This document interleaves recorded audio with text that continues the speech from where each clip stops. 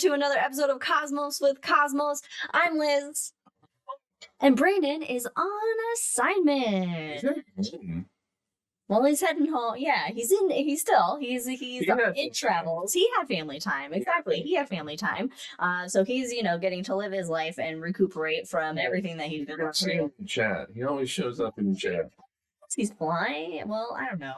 Whatever. He can do whatever he wants. So maybe Brandon will make a chat appearance. It'll be the ghost of Brandon via chat. That's how ghosts should communicate, is through internet chats. Maybe all like the online trolls are all ghosts that are just pissed off because they're dead. I don't know. Anyway, since this is a High in the Sky for April 2024 episode, we'll check out what's up in the night sky for April and some astronomy news. And then either stick around if you're with us live or come back later to YouTube and check out The Hangover, because we are going to go through the Messier Marathon. And if you want to know what that is, then you'll have to check it out. But speaking of drinks, what are you drinking? I am drinking, and you'll see why the name is what it is. Tired of Tired Light. Just tired of it. Just tired of Tired Light. We'll find out why later on. But it has you can either use gold rum, which is what is in here, or Jamaican rum, either way. So it has gold rum, cranberry juice, lime juice. It has also a little simple syrup in it, and grenadine to kind of pull out that red a little bit more. So I feel like I'm leaving something else out, but whatever. Well, you're the mixologist, and it's the family. I am drinking what I'm calling a total eclipse of the liver. Really, it's a grown-up lemonade. It is lemonade. Take it away, sir. Lemonade. A bit of simple syrup. Not entirely sure why, but I guess take a little edge off. But it's got dark sweet cherries, lemonade, cherry vodka, and a little simple syrup poured over ice. It's very refreshing now that we're heading into springtime. Although it kind of doesn't feel like springtime, but because it's been a little cold and rainy. It was, but then it got a little chilly. But it's yummy. Jack's got no drink today. He's making spinach and mushroom and cheese ravioli, and the pasta dough is currently. Of course, you're making your own dough, Jack. I expect nothing less from Jack. That sounds delicious. I would drink it or eat it. Well, put it in a blender. I will drink it, or I'll just eat it. I know it's pizza. I've never made my own pasta dough. I made pizza dough. Oh, I was thinking I went right to pizza dough. No, pasta dough. Oh, that's a whole other level of that I don't even. Anyway. If you enjoy our shenanigans, follow us on all the things at Drinking Cosmos on Twitter and Cosmos with Cosmos everywhere else, like on Spotify, YouTube, and where are we? I don't know, wherever else we do it. Instagram, we do our things. Follow us and rate us. Yes. Check out The Hangover only on YouTube, which is our little kind of after the show part where we're just drunk and ramble on, which is not really no different from the main show. And then of course every other Wednesday, check out The Shot. Little shots of astronomy science down your gullet for you. Little short form pieces if you're don't have the time for the lengthy banter that we the main show is a little more organized. That's because we haven't gotten through all of our drinks. And so it's a little more organized than the Hangover, but that's why The Hangover is because here's what happens after the drinks start hitting us. It's the after party. Just a sandwich early. I had some pizza, and then I had cereal, and then pizza. Anyway, we do of course have some rules. If any dogs start barking, take a drink, and if we get nerdy and make any Lord of the Rings or Star Wars references, take a drink. I also forgot to mention, follow some of our friends. We got Katie and her awesome art, Wildixia, Wildixia on Etsy. We got if you're down in the Council Bluffs, Iowa area, check out Jack's Planetarium, the Rolling Bluffs Planetarium. planetarium.com, and then Ron Proctor, MrProctorShow.com. Check out just the things that he does for his community, and he's doing some great stuff now down in Tucson at Kids Peak Observatory in the Texan of Arizona. Anyway, let's get the show on the road. Let's get high in the sky. I'm gonna do it every time, every show. I'm gonna say it like that. And notice none of us are actually getting high in the sky. But if you choose to get high and it's legal and cool, and won't get in trouble, and you're of legal age or whatever, then okay, all right, fine. Jesus, you gotta let me just do my little thing. Of course, we start off the high in the sky with a constellation highlight, and this month we are highlighting the classic Leo the Lion. This is a springtime constellation that is beginning to make its presence up in the night sky. Of course, it'll be up. As we get deeper into spring, it'll be more visible earlier in the evening hours. But what you want to look for, Leo, it's a bright constellation. It's really pretty easy to spot. You just got to look for a backwards question mark in the sky. It's a very obvious backwards question mark. So if you're looking up there and you go, that looks like a backwards question mark, then you're most likely seeing Leo. But if you're still unsure, look for the triangle. Yes, there's like a elongated triangle behind it of stars. That's the body of Leo the Lion. Now, this backwards question mark, that is the head and chest of Leo the Lion. It's also an asterism known as the sickle, because it looks like, a sickle. A sickle. Does anybody use sickles nowadays? Do farmers still use sickles? Or just like, I don't know, like fun serial killers, maybe use sickles. Okay. The brightest star in Leo is the bottom star in that question mark, called Regulus, which is the heart of Leo the Lion. It means regal, royal star. It's a binary star. And Can you split it? No, I don't think so. And the second brightest star is Denebula, and Denebula is the tail of Leo the Lion. So it's on the opposite side. It's at the end of that kind of triangle that makes its body. And either one of those stars can be part of the springtime asterism, the spring triangle, which we discussed in our March High in the Sky episode. So if you want to know about the spring triangle, then check out the March High in the Sky. But we got Leo the Lion up there with Regulus and Denebula standing out.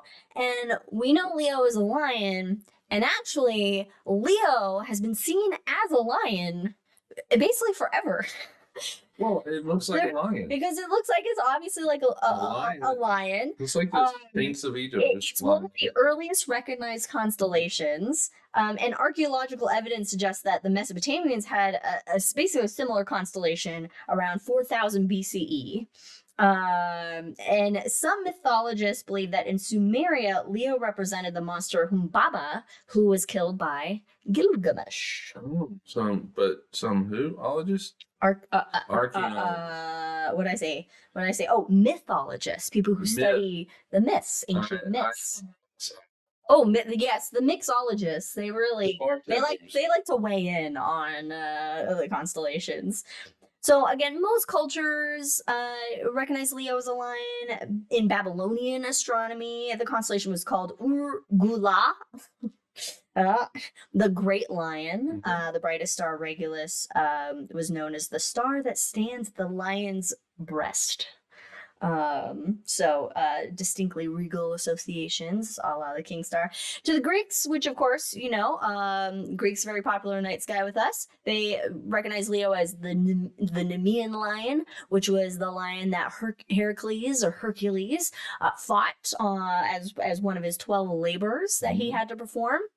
And this lion had a very tough hide, tough fur that no weapon could penetrate it. And so being Hercules, he used his strength to strangle the lion. And apparently what I was reading, he also broke its leg backwards and bent it in half, the whole lion in half. I don't know. It was pretty gruesome. But to basically, I guess, celebrate or honor Leo and Hercules completing this labor of defeating Leo was placed into the stars. He also skinned him. Yes, and by using the claw. only Leo's own claw could penetrate his own hide, and then his hide became what, like was it the Yeah, shield for right. Orion, but didn't somebody else get the hide I too? think Yeah, Hercules wore for a bit. He's like, oh, look, my new lion cape, everybody. fashion. It's in the height of Greek fashion right there. Now the Chinese are a little different. They look at the night sky and they go crazy with everything that's in. They have so many asterisms and so many. It's wild. So the modern constellation of Leo lies across one of the quadrants symbolized by the vermilion bird of the south. I'm not even going to attempt to do the Chinese name of it because I don't want to offend anyone. So by the vermilion bird of the south, and three enclosures divide the sky in Chinese. So the name of the Western constellation in modern Chinese is Shi Zi Zuo. I apologize, which basically means the lion constellation. And there's like 12 asterisms in this like whole breakout, each like involving like different stars and repeat stars and whatever. Like you have like the right wall is a collection of stars, or the banner of a wine shop is part of it. I So have over 200. yeah, like it's 242. yeah, it's wild. Oh yeah, you had to make all of those anyway. Of course, these constellations, these are all made up of stars at varying distances from the Earth. They're not all just like really hanging out together, unless they are hanging out together, like a binary star, like Regulus, that kind of thing. But there's a lot of deep space objects in Leo. In fact, there's a lot of bright galaxies in Leo the Lion. It has what's known as the Leo triplet, a triplet of spiral galaxies known as the M66 group, or Messier, Charles Messier's part of his catalog. Which, yes, in The Hangover, check it out. We'll go through the Messier marathon. But it's a small group of galaxies. It's about 37 million light years away. And the spiral galaxies are M65, M66, and NGC 3628. NGC refers to the New General Catalog, so it's up separate from Messier's catalog. And M66 is actually distorted due to the gravitational interactions with the other galaxies, and those galaxies are actually like pulling stars away from M66. Which is kind of cool. Right. But you need large binoculars or a small telescope to see it. So, in fact, most deep space objects, you're gonna need either binoculars or a small telescope, or even like a large telescope, or an amateur, like you've invested a couple $1,000s in a telescope kind of thing. Leo also has M95 and M96. These are both spiral galaxies that are 20 million light years away from Earth. And it's also home to one of the largest structures in the observable universe. Some of the structures found in this constellation are the Clos Campusano, and the huge LQG, which are basically these are large quasar groups. Yeah. And quasars are known as quasi-stellar objects. They're Quasi-stellar. They're essentially like really old galaxies that are emitting a lot of radio. Right. So that's how they first saw them, was in the radio. Yeah. And that they,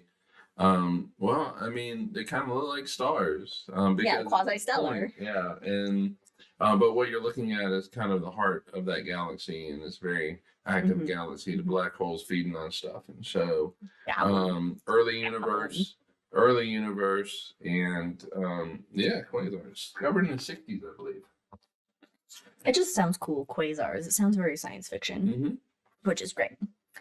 So that's Leo and some stuff that's in Leo for the spring. Of course, there's many other constellations and stuff to find out there, and we always recommend, getting one of those like apps, sky map apps that on your phone that you can just point up in the sky and be able to know what you're looking at, or find various things like comets and deep space objects, etc. And also planets. Of Planet. course, we like to have some planets up in our night sky, and really, in April, it's primarily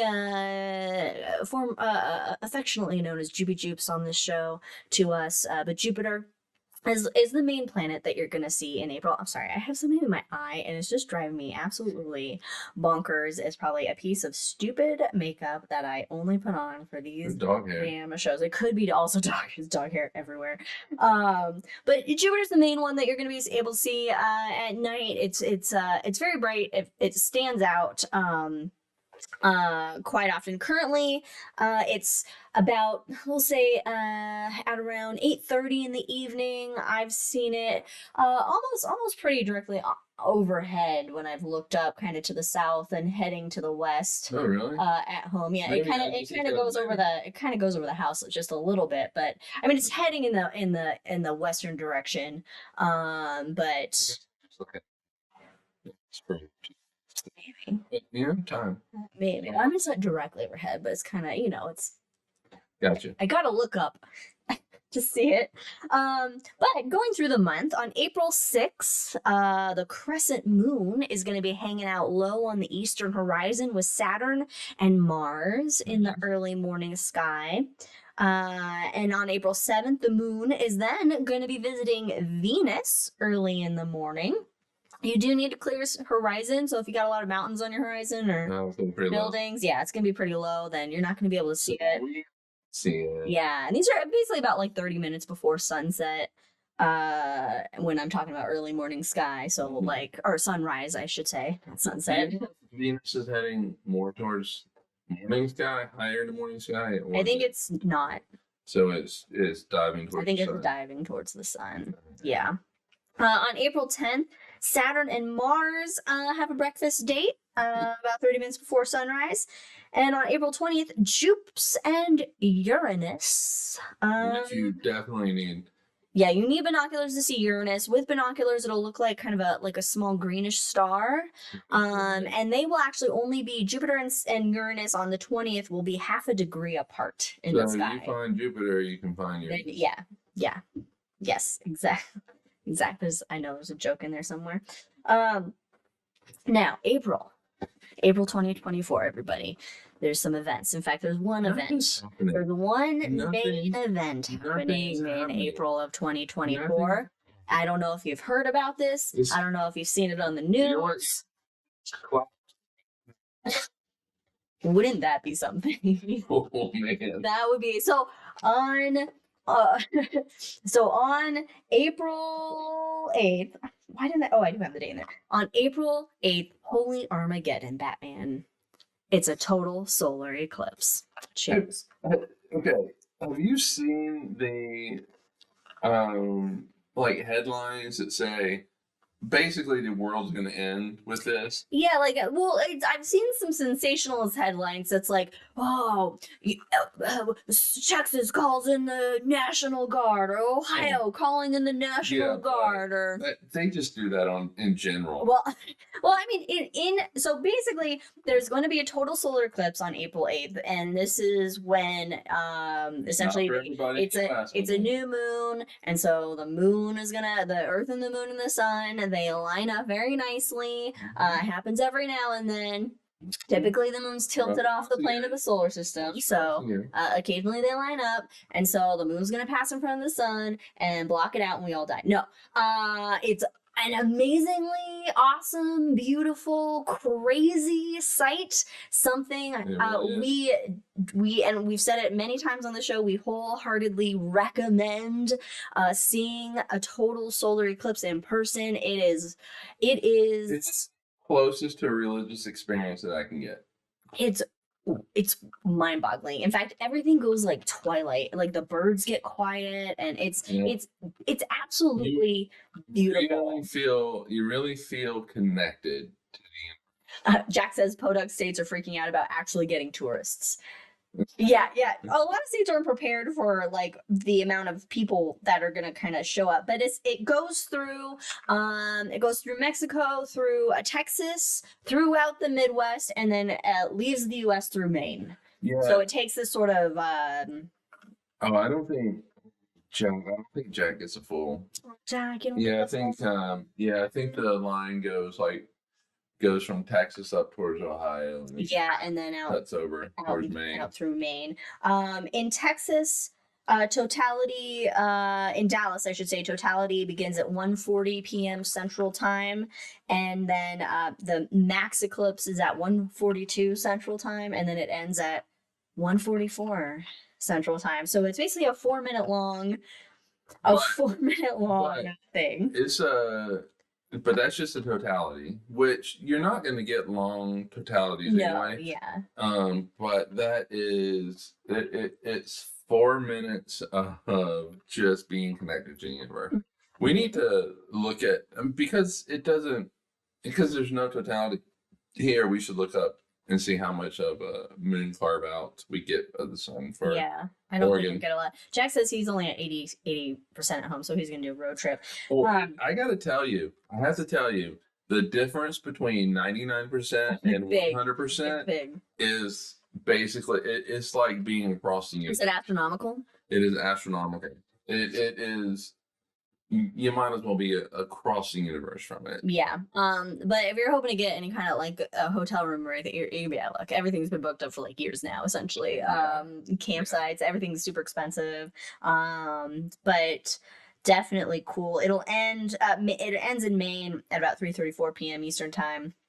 But what's cool, what I was reading, is that because the sun is at solar maximum and it's kind of peaking at solar maximum, then during the eclipse, you could see prominences, these kind of like arcs of plasma off the surface, I say lightly, of the sun. And there could even be a coronal mass ejection. Which we always hope for.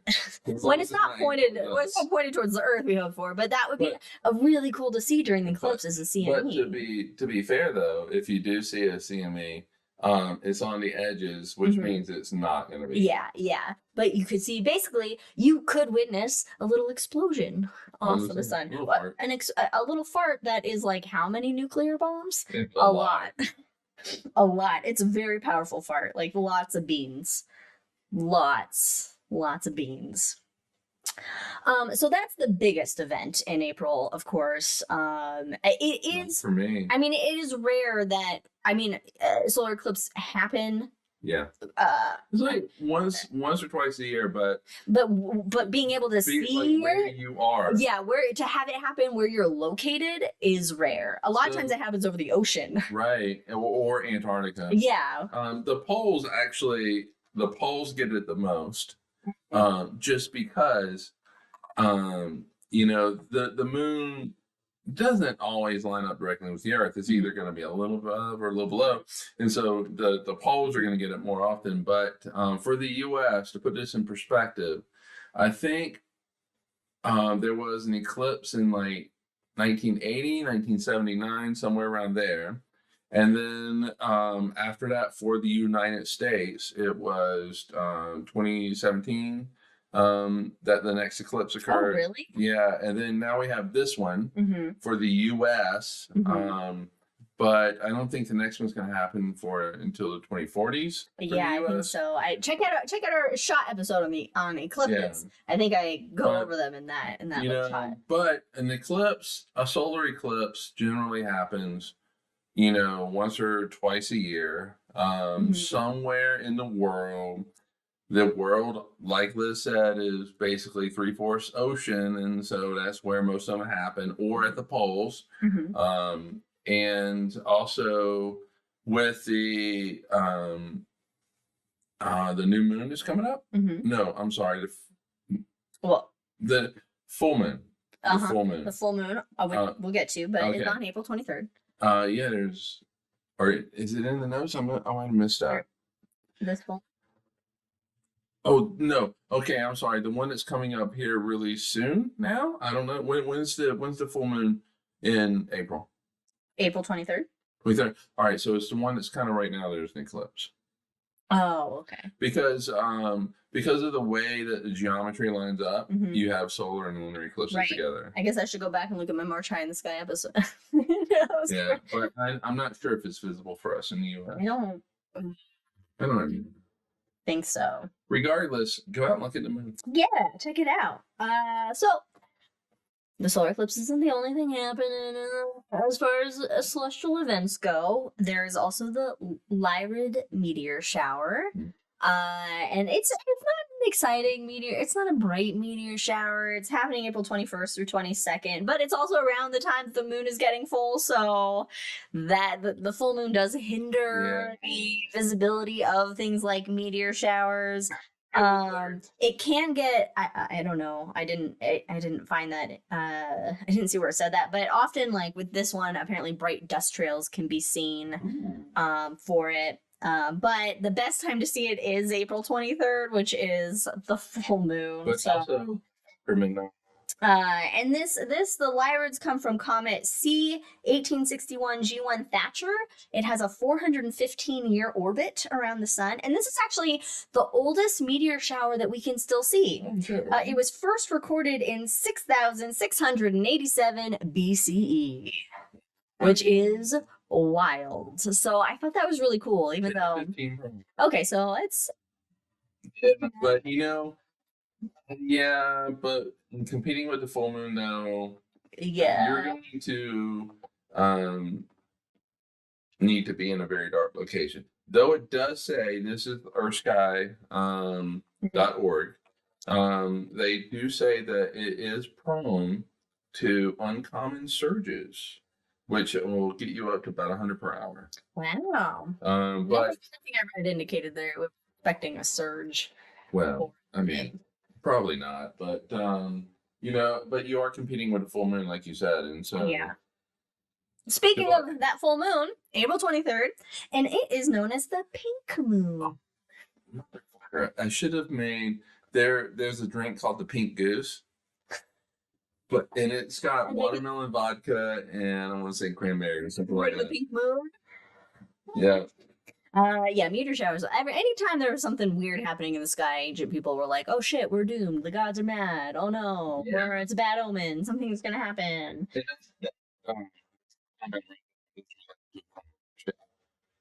Oh yes, right. If you're listening, sorry, we have chat going. But it's called the pink moon, not because it turns pink or anything. The moon never changes. This is a lunar eclipse. Why isn't it called a lunar eclipse?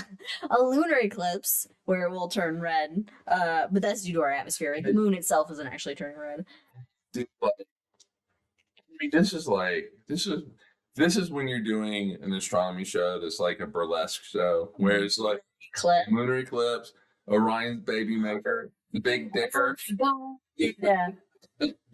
An astronomy, the night sky burlesque show. The trademark, whatever the legal. Yeah. We did it. We did it. Eclipse burlesque. We did it. Anyway, it's called the pink moon because I had a hair on it. It marks appearance of moss pink or like pink moss or wild ground phlox, which are the first of the spring flowers. I guess pink moss. Have you ever seen pink moss? Maybe. I don't know. We live in a more mossy place, so maybe we'll see some pink moss now, which is cool. But last but not least of the events, April 22nd. So go back in day from from the eclipse or from the whatever we're talking full moon. It's Earth Day. So we can celebrate the Earth on April 22nd. Now, something cool you can see is, okay, if you look at the sunset in the west and then you turn around to the east. Okay, you'll see a band of pink or orange with a bluish band underneath, and that band will move upwards following the sunset to form an arch that then eventually fades as night settles in. What? Yeah, and this, yes, I'm gonna get to it. It's in the notes. That's why I'm talking about it. There's a dark blue band. The dark blue part, that is Earth's shadow rising, and this is known as the belt of Venus. No relation to the planet Venus, but related to Venus, the goddess, or Aphrodite, the girdle, like her girdle. I guess I don't know, but that's what I can find. Is that it's really says named of like for the girdle of Aphrodite. So that's a fun little okay, so effect of sunset. That this obviously what I'm about to say is not for everybody because we live in a particular place where to our east we can see mountains. In fact, we see the Lonely Mountain. I don't know if you need to take a drink, but take a drink. But it is a mountain that we call the Lonely Mountain only because it is by itself in this window of trees that we can see. But it's I do enjoy seeing Earth's shadow on those mountains where you can see as it, literally as time is going by, you can actually watch the Earth shadow go up. But yeah, it's really cool. That sandwich has not helped. Clear. There's always some pizza. There's always some pizza you can go to. But I did have some of those little eggs in Mom's got. Yeah, because that's really gonna do those little chocolate eggs. Okay. Just a common set note out there: always drink responsibly, and pad your stomach with some carbs before you imbibe in the liquor. Anyway, like I did with pizza, like some homemade ravioli. Handmade. I said handmade. I said handmade. Oh, okay. Handmade, homemade. Homemade is also handmade. Right, but it felt like you're like, I shouldn't have said handmade. It's the hand made in stale. Anyway, space news. Is this the first one? Is my drink the first one? We have to get like. Okay, I'm gonna stop you. You marinate. You marinate. You gotta let me do my thing. Isn't that what you said? Space.com.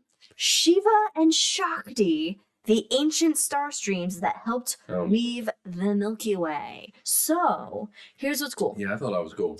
The Gaia Space Telescope tracks the movements of billions of stars in the galaxy. And what astronomers have found with this is they found two ancient streams of stars that have seemed to have woven together over 12 billion years ago. 12 billion years ago. The universe. 2 billion years after the not even BB. Not even. Less than it's less than 2 billion. We'll get into that a little bit more later. So they're so old that they likely formed before the spiral arms of the Milky Way galaxy. They're named after the two Hindu gods that created the universe, Shiva and Shakti, according to the Hindu religion. And they're basically like the foundation of our galaxy. They're like proto-galactic fragments is what they're called, which is just cool. Proto-galactic fragments. That's a good drink name, maybe. That's a good one. Drink name. So they're or a good punk band name. Which with all the punks be like, what the fuck? They're close to the center of the Milky Way with similar orbital trajectories, and each stream contains a mass of around 10 million suns. Okay. And they're thought to be between 12 and 13 billion years old, and they're metal poor. So this indicate metal poor. Hold on. No, 13 to 14? 12 to 13. Oh, 12. They're metal poor. So this indicates that they had formed before a lot of the heavy elements had been seeded in the universe from supernovae explosions. Right. So in astronomy, anything that is any atomic thing that is greater than helium is considered a metal. So you're and so when we say when we say that something's lithium, which lithium is Big Bang, but iron, all of that stuff that you need a star to go through its life to actually create. So hydrogen, when we say that it is metal poor, it's primarily hydrogen and helium. So you're talking very old. Yes. Very, very, very old. Yeah. Primordial. Well, and they're they're very old stars that were around helping form our galaxy. Yeah. Yeah, which is cool. So that's just some new observations from the Gaia Space Telescope. In other news from Science Daily, new research suggests, oh God, this might be hard for you, No, that it's pretty easy. there's no dark matter. What? Or dark energy for that matter. Yeah, right. This study comes from the University of Ottawa. By Rajendra P. Gupta is the primary on this study, and basically is saying that so dark matter is anything that appears to not interact with light or the electromagnetic spectrum force Gravity's the only thing it contemplates. fields. Or that can only be explained through gravitational force. So Rajendra Gupta, he's a physics professor at the Faculty of Science at the University of Ottawa. He used a combination. Oh, distinguished. Which apparently is the title you can just throw out. Okay.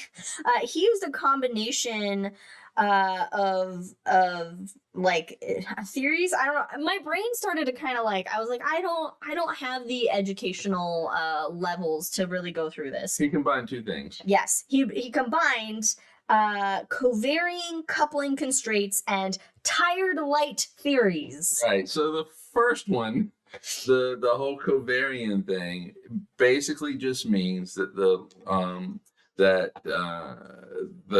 constants of physics aren't constant.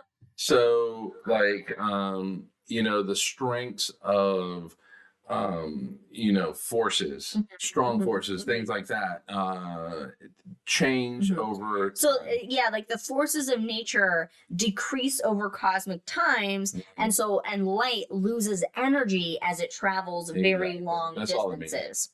So he says, this is a quote from him, in standard cosmology, the accelerated expansion of the universe is said to be caused by dark energy, but is in fact due to the weakening forces of nature as it expands and not due to dark energy. And he also had a previous study basically saying that the age of the universe is actually 26.7 billion years old, and this ties into that. It allowed them to discover that the universe does not require dark matter to exist. If the universe is that old, because then you have this like decaying, the light gets tired. She gets tired. Right. How do you feel about this? Okay, well, first of all, fancy physics man. To be completely transparent to what Gupta, his hypothesis, you have to basically put those numbers in to get it all to work out, which is something that a lot of physicists and all that just detest. It's not it doesn't mean that Gupta necessarily is wrong, but when you have to start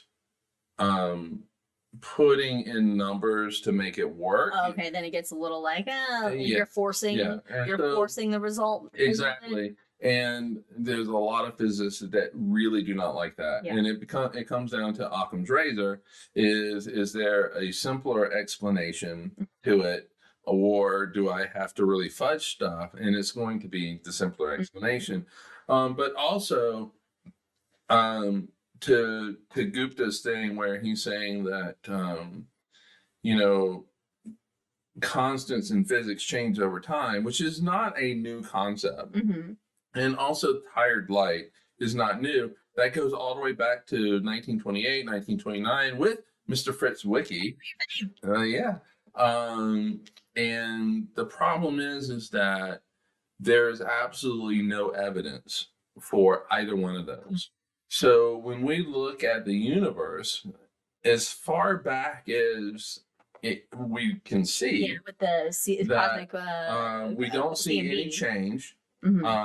Especially like even with the Earth, looking back billions of years where we have actual like rock data, there is no change in strengths of, or there's no change in values of what are considered physical constants of the universe. And so there's no proof of it.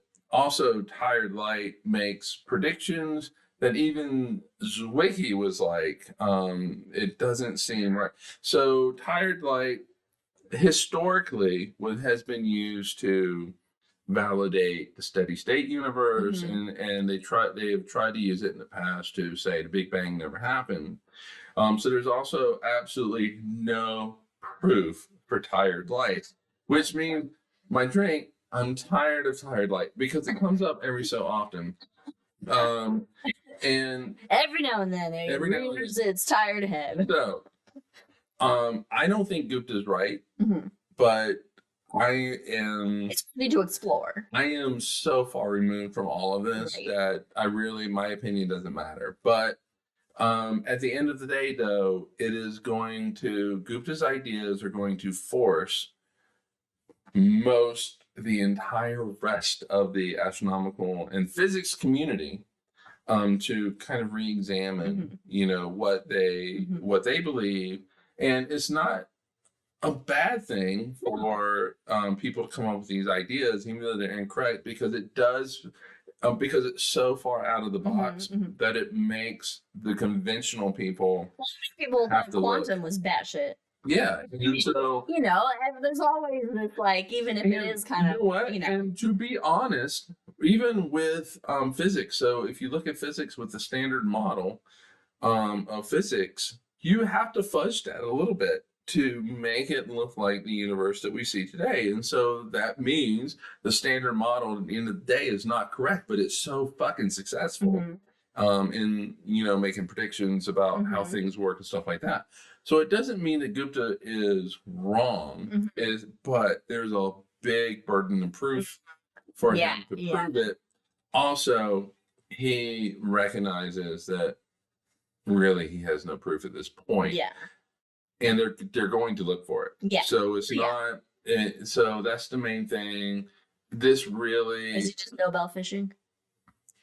No, I'm just kidding. Well, if it proves to be correct, definitely Nobel Prize. This is Nobel Prize because it completely upends what we have thought. But this is born out of James Webb, and James Webb took some pictures, saw some galaxies that appeared to be more, developed than they should be at that particular age of the universe.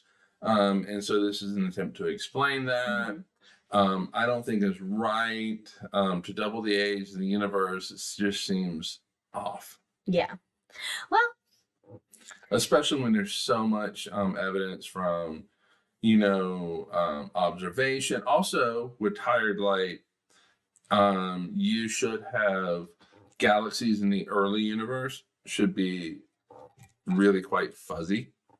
And we don't see that. We can get really sharp images with like James Webb and shit like that. And so even Zwicky was like 100 years ago was like, that we're not seeing the fuzziness. And so this is probably not right. But, go for it, Gupta. I mean, if it ends up being right, then I follow the data, and if it's right, then it's right. I mean, it's always worthy to explore. I mean, this is what science is about. It's about exploring these and trying to understand the things that we don't fully understand, and even the things that we do, we don't have all the full understanding for. There are still things, like you said, you still have to fudge a little bit to get things to look how it does today. So there's still stuff we don't know, which is why dark matter and dark energy, it's like, okay, there's something there that we can't see, that we don't know what it is, but it has to account for all this extra mass in galaxies, or the acceleration of the universe, blah blah blah blah blah. Yeah, and at the end of the day, we don't know what dark matter and dark energy is, and so Gupta might be correct, but it just, you gotta have the proof. You have to have the data, and it has to be backed up by data. And he's making an extraordinary claim, and when you make an extraordinary claim, you have to have extraordinary data. Or a fistful of datas. Fistful of datas. Oh, shit, too bad that's not a great episode. Star Trek is not a drinking rule. It's a great episode, by the way. And if you're unsure about Fistful of Datas, it's where Worf and Alexander do the holodeck, and there's all these datas that are like cowboys. So it's a great episode. Anyway, moving on. All right, from the I just want to also with that article, I just want to just a little thing of a PSA, a public service announcement, because this article I saw it just everywhere. Yeah, News head. taking a life. It took like its own headlines. There's no dark matter, no dark energy. New study reveals blah blah blah, and it's like, okay, it's not. It's one study in one journal basically, and so that then got kind of overblown in regular media, that it's not saying that it's accurate or anything. It's just like it was just a study.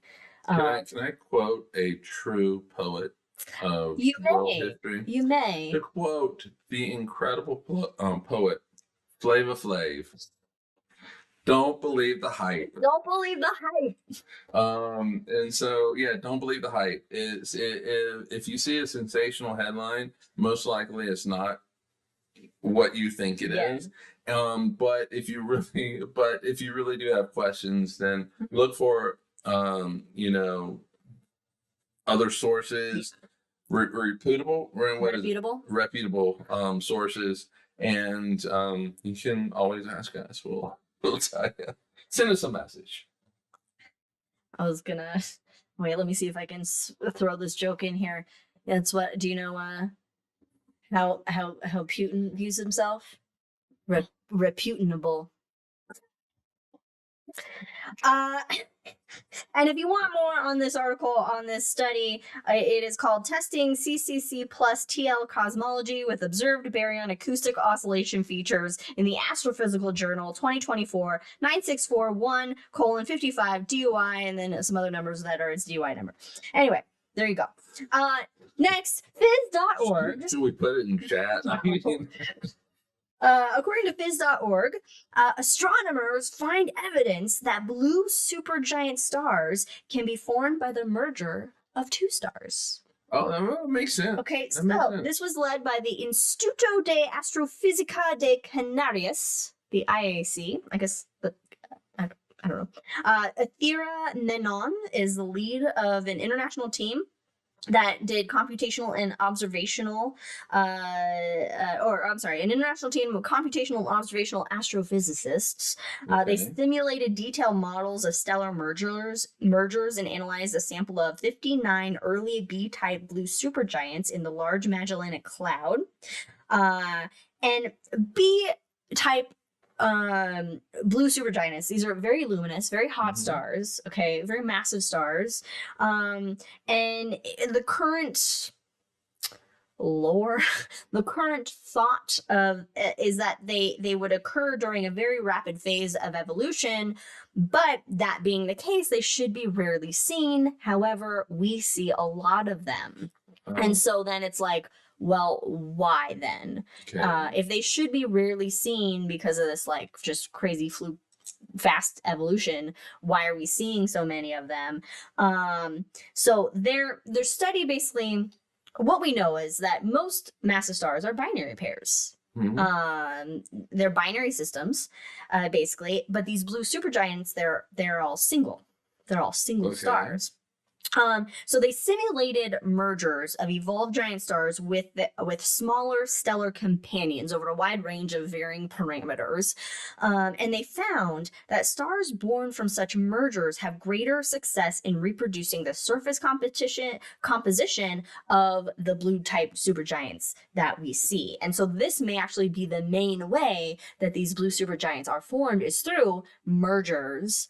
So they were once binary pairs that merged together and formed a bigger star. I mean, it makes sense. I mean, yeah, if I eat another person, I'm gonna get bigger. Right. But it's also easier to make those smaller people.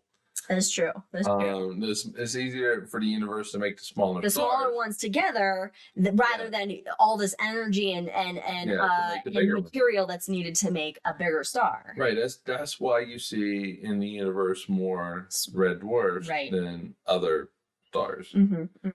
It takes more energy to get bigger. So the next part of their study then is to attempt to explore how these blue supergiants explode and contribute to the black hole neutron star landscape.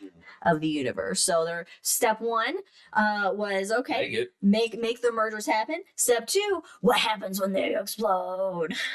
Right. So okay. All right. Also, all right. When they say you see a lot of these B stars, it's not like you see a lot of them. It's just that there's more of them. There's more you should see based on the Yeah. current like cosmological ideas of how Yeah, they should understanding of how things work. stars form and everything. So cool. And so with is so it's easier to make smaller stars, but those stars generally are going to be in stable orbits, and so it's going to be rare. Yeah, I can get behind this. This is All right, this is fancy physics man approved research. Yeah, Take that, Goot. I'm sure that these people are like, oh well, that's the stamp of approval we wanted. Yeah, okay, I can get behind this. I like this. I need a bagel. You do.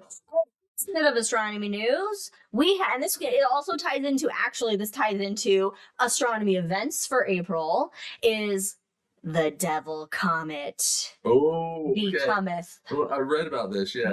Okay, so 12P Pons Brooks, which is referred to as the Devil Comet due to horn-shaped explosions of ice and gas. Actually, explosive outbursts were viewed that came from a cryovolcano in July of 2023. So this comet has an ice volcano on its surface, I guess. And it had an explosive outburst, and it resulted in streams of gas and dust coming off of the comet, giving the impression that it has like two horns, but also kind of resembles the Millennium Falcon, apparently. So I guess take a drink because I haven't said any Star Wars thing for a long time, but that's just thanks for going with that one though. The Devil Comet, the Falcon Comet. I don't know. Well, comets throughout history have always been seen as Hans Comet. Comets have always been seen as like bad omens and all that, so play into it. When we get back to this, has a cryovolcano? It's big enough to have a cryovolcano? It's the size of Everest. But big enough to have a cryovolcano. It had an explosive outburst. My thought would be that this would be solid through and through, and that you wouldn't. Well, yeah, but the only reason why they have tails is because. But I guess that sublimation and the unsublimation, I forget what it's called. But my thought is cryovolcanoes have nothing to do with sublimation. Right. Well, look, I'm just reading what I've read online, okay? And everything you read online is correct. But this did come from answer for it, but I think I got this out of there's various websites that have covered it. I got this one from Newsweek. Makes a difference. Anyway, it's the size of Everest. It will reach its closest point to the sun on April 21st, which it'll appear brightest in our skies in the weeks approaching that date. Okay. Celebrate the Earth and look exactly. at So currently, basically, it's flying through the constellation of Pisces. It'll move through Aries, and then on the 21st, it will be in the constellation of Taurus. It will be best visible in the evenings from the northern hemisphere. It'll be close to the west-northwest horizon. But you are going to need binoculars to see it. It's not like a bright comet like you see in all those fancy comet photos where it's like. Well, so we have a shot. We could see it, maybe. Yeah. We have a shot. We don't have binoculars. No, but you need binoculars to see it. And it will, by June 2nd, it will fly by Earth at 144 million miles away. 144? 144 million miles. So that's basically from the sun to Mars, away from us. Maybe I read that wrong, but anyway. No, 100. I mean, it makes sense. Okay. It makes sense. It's not gonna get close to us. It's not gonna get close to us. But anyway, so if you want to check out the Devil Comet, then now's the time to try and check it out, or at least further in April, at least up to April 21st is the best time. Okay. First, all right. 2 comments. One's a comment. One's a question. One's a comment. One's a comment, and one's a question. The comment is that if you do look at it through a telescope or binoculars, it's not going to look like a devil at this point. But you know, so just know that It'll be a fuzzy ice ball. it'll be a fuzzy ice ball. But my question, completely rhetorical, is how many like Southern Baptists are freaking out because it's called the Devil's Comet, gosh. Comet, and they're like, "Oh God, save us from this." I mean, that just goes with. I mean, devils get a bad rap, but comets get a bad Yeah. rap. So, but you know what? We always say, science be wild It's been wild. or full of devilry. Lastly, before we end this April High in the Sky episode and move on to the Hangovers Messier Marathon, we do have an in memoriam. And we would like to cheers to Tom Stafford. Cheers. Good one. This is an astronaut that passed away at the age of 93 after a long illness, but also he was like 93, so lived a long, good life. He flew to space 4 times and orbited the moon. As part of the Gemini and Apollo missions, Gemini 6 and 9 and Apollo 10. However, he is most known for being a peacemaker with the Soviets. He's known for the U.S.-Soviet orbital handshake in 1975, which was his last flight. Him and cosmonaut Alexei Leonov, as the Apollo and Soyuz capsules rendezvoused together in their first joint mission. There's a photo of them in their the airlock or whatever, the docking, and shaking hands with each other. In fact, he spent, I forget how many months, but months learning Russian in order to be able to conversate, and he was a big advocate for those peaceful relations, and that all the countries we really need to work together. Yeah, for space. And this event, apparently this event is what then kind of officially ended the space race between the U.S. and the Soviet Union. And he says, in quote, "We proved that 2 countries with different languages, differing units of measurement, certainly vast different political systems could work together to achieve a common goal." And now there are only 8 remaining astronauts alive from the lunar program. So Ad Astra, Tom Stafford, thank you for your service. We got good things. Good dink. Good. Some good. Anyway, I was gonna try to make a Peter Dinklage joke out of that. Anyway, We got good Dinklages. that's our episode of Cosmos High in the Sky for April 2024. Thank you guys for joining us. Lots of exciting events happening this month. Of course, the solar eclipse. By the way, if you're not in anywhere remotely near where the solar eclipse's path is going to be, there will be streams online. You can watch it online. It's not the same as witnessing it in person, but it's still cool to see nonetheless. So you can go online. I'm sure NASA will have one. Usually, there's some slew observatory or something that usually does a live stream of these kind of things. But when we had the annular that went right over our house and it was cloudy, NASA had, or somebody, they had a stream. They always usually have a stream, so you can check those out. But also check out The Hangover with Cosmos. We will be going into that after a quick break here. But if you're not with us live now, you can check out The Hangover on our YouTube channel, Cosmos with Cosmos. Of course, follow us on all the things at Drinking Cosmos on Twitter and Cosmos everywhere else, Spotify. I guess there's no more Google Podcasts, but Apple Podcasts, I don't know, whatever you want to listen to us, whatever you want to watch us, check us out, and we'll see you in 2 weeks. weeks. In 2 weeks. Cheers, everybody. Bye, everybody.